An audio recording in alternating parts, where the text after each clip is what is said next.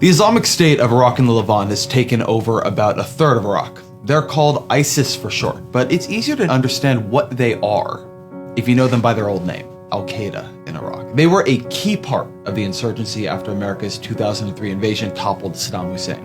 And at the time, they had a lot of support from the country's minority Sunnis. They held a lot of territory because Sunnis were furious both at the Americans, who had kicked Saddam Hussein out of power, and the Shias, who had taken over the government.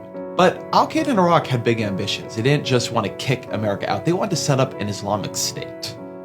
So they banned music and they banned smoking. Women couldn't show their hair, and they began beheading civilians who disobeyed their rules. Starting in 2006, their brutality lost them the support of Iraqi Sunnis, who partnered with US forces to help push Al-Qaeda in Iraq out of the country.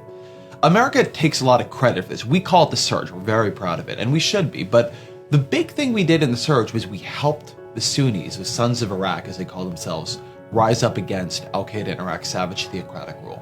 So Al-Qaeda in Iraq was defeated, but they weren't destroyed. They were driven out of much of the territory they used to control, and then they began rebuilding.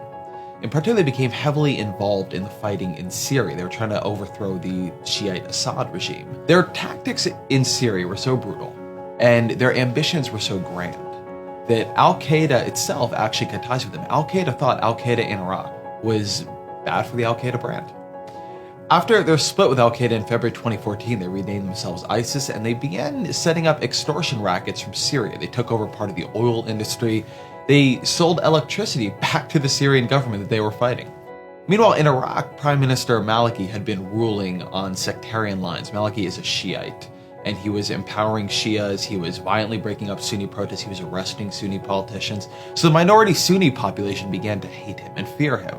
So ISIS returned to Iraq, and they began selling themselves as the Sunni champion against Maliki. And they gradually grew strong enough to challenge the Iraqi government in the country's second largest city, in Mosul.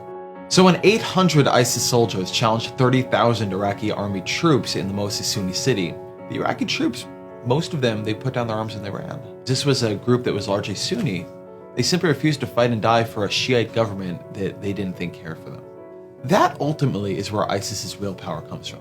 They get weapons and they get money from the territory they control, and they have skilled fighters, but they're facing a government that's widely unpopular among Sunnis.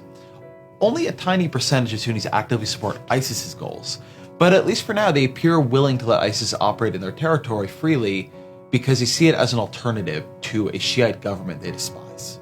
But ISIS wants to do much more than that. They want to set up a new state that reaches into both Iraq and Syria, one that governs according to a medieval interpretation of Islamic law. And so Iraq's Sunni population is caught between two terrible forces: a Shia majority that violently represses them to hold on to political power, and a theocratic militia that will kill them if they step too far into modernity.